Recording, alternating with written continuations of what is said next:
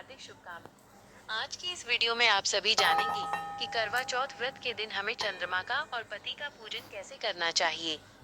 तो देखिए, सबसे पहले तो करवा चौथ के व्रत वाली शाम को, यानी कि जब रात के समय चंद्रोदय हो जाए, उस समय आप जहाँ से भी आपको चंद्रमा के अच्छे से दर्शन हो रहे हों, चाहे वो आपके घर की छत हो या आपके घर का आंगन, बालकनी या कोई पार्क, गार्डन वगैरह जहाँ से अच्छे से दर्शन हो, उस जगह पर हम थाली लेकर चले जाएंगे। चंद्रमा को अर्घ्य देने की तैयारी। थाली में हमें सबसे पहले तो एक दीपक जला लेना है। दीपक आप मिट्टी का ले सकते हैं या फिर आटे का दीपक भी ले सकते हैं। इसी के साथ में हम करवा ले लेंगे। जिस करवे से हमने कहानी सुनी थी, जो मिट्टी का करवा था जिसमें हमने जल भरा था, वही करवा हमें लेना है अर्घ देने के लिए। और साथ ही में उसी करवे के ऊपर जो हमने मिटा रखा था, वो भी हम लेके आ जाएंगे। और जो गेहूं के दाने जो हाथ में लेकर हमने कथा सुनी थी और बाद में अपने पल्लू में बांध लिया था, उन्हें भी लेकर आना है। कई लोग पल्लू में बांध लेते हैं और कई लोग ऐसे ही कहीं सुरक्षित स्थान पर रख लेते हैं। तो आप इन गेहूं के दानों को जरूर ले आएं और इसके बाद में इन्हीं दानों को हम करवे के अंदर डाल देंगे। ध्यान रहे कि कहानी सुने हुए जो आपके गेहूं, जवारे या अक्षत जिनसे भी आपने कहानी सुनी थी, उन्हें इस अर्घ में हमें जरूर ही डालना चाहिए। अब इसी करवे में जो भोग हमने चढ़ाया था, करवे के ऊपर जो भोग हमने रखा था, उसी को इसमें भी समर्पित कर देंगे अर्घ देने के लिए। और अब आपका जो जल है वो तैयार हो गया है। कई लोग इसमें थोड़ा सा दूध भी डाल देते हैं और सफेद रंग की अगर आप मिठाई डालते हैं तो ये और भी अच्छा होता है। चंद्रदेव को अर्घ्य और मंत्र। और अब हम चंद्रमा को अर्घ्य देंगे। ध्यान रहे कि अर्घ्य देते समय हमें अपनी उंगली में चांदी का छल्ला या अंगूठी जरूर ही पहन लेनी चाहिए।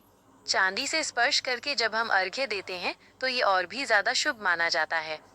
और अब हम इस प्रकार से अर्घ्य दे देंगे। और अर्घ्य देते समय जो आगे कॉटन हमने लगाया था, इसे हटा लेंगे। और एक ही धार में आपको जो है अर्घ्य देना होता है।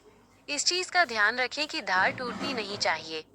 चंद्रमा को अर्घ्य देते समय बोले जाने वाला मंत्र हमें बोलना है।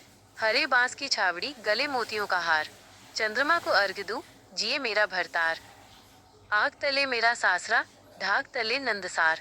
पीहर सासरा ऐसे बढ़े जैसे कीड़ी के सौनाल। यानी कि जैसे चींटियों का परिवार बढ़ता रहता है, वैसे ही मेरे पीहर और सासरे में भी वंश वृद्धि होती रहे, वंश आगे बढ़ता रहे। इस प्रकार से बोलते हुए हम चंद्रदेव को अर्घ्य दे देंगे। चंद्रमा की परिक्रमा, नमस्कार और आरती। और इसके बाद में हम 3 बार चंद्रमा की परिक्रमा करेंगे।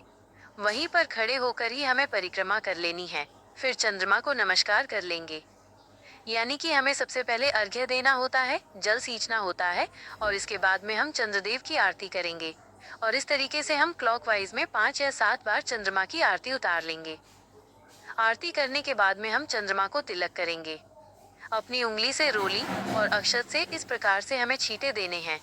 और जो भोग है वो तो हमने अर्घ्य देते समय जल में डाल ही दिया था, तो वो हमने भोग भी समर्पित कर दिया है। छलनी से दर्शन और पति पूजन। और अब इसके बाद ही हम छलनी से चंद्रदेव के दर्शन करेंगे। छलनी में आपको एक दीपक रख लेना है। दीपक जो आपने पहले से रखा हुआ है। आप चाहें तो आटे का दीपक रख सकते हैं या मिट्टी का दीपक रख सकते हैं। इसे रखने के बाद सबसे पहले हम चंद्रमा के दर्शन करेंगे और उसके बाद में हम अपने पति को इसी छलनी से देखेंगे।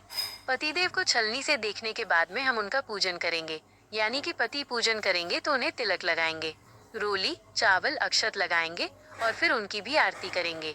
5 से 7 बार इसी तरीके से क्लॉकवाइज घुमाते हुए आपको अपने पति की आरती उतार देनी है। और इसके बाद अपने पति देव के चरण स्पर्श करके उनका आशीर्वाद भी जरूर ही ले लीजिएगा। व्रत का पारण। और फिर इसके बाद आपके जो पति हैं वो आपको जल पिलाएंगे और उसके बाद कुछ खिला देंगे। इस तरीके से हमारा जो व्रत है वो पूर्ण हो जाएगा। एक चीज का ध्यान रखें कि जल पीने के लिए आप अलग से बर्तन में जल लेकर जाएं। चंद्रमा को अर्घ्य जिस करवे से आपने दिया था उसे हमें झूठा नहीं करना चाहिए। इससे जल नहीं पीना चाहिए। सारा जल हमें चंद्रमा को अर्घ्य देते समय ही आपको गिरा देना चाहिए। तो इस तरीके से हमारा जो करवा चौथ का व्रत है वो पूर्ण हो जाएगा। और ध्यान रहे कि जो दिया आपने जलाया है उसे हम वहीं पे रखा रहने देंगे, वापिस अपने घर के अंदर लेकर नहीं आएंगे। और जो भोग आपने लगाया था, जो बचा हुआ प्रसाद था, भोग में जो आपने चंद्रदेव को चढ़ाया था, उसे भी हम वहीं पर ही रख देंगे ताकि पक्षी वगैरह उसे खा लेंगे। और अब आप वापस अपने घर जाकर व्रत का पारण कर सकते हैं। ध्यान रहे कि पारण में आप लहसुन प्याज का बना भोजन ना खाएं। शुद्ध सात्विक भोजन ही इस दिन ग्रहण कीजिएगा। और इस तरीके से आप चंद्रदेव और पतिदेव दोनों का ही पूजन करके अपने इस व्रत को बड़ी ही खुशी के साथ सरल विधि से पूर्ण कर सकते हैं। समापन। तो दोस्तों, ये थी संपूर्ण जानकारी। अगर आपको मेरी वीडियो अच्छी लगी है तो लाइक करके जरूर जाइएगा। कमेंट सेक्शन में जय करवा माता जरूर ही लिख दीजिएगा।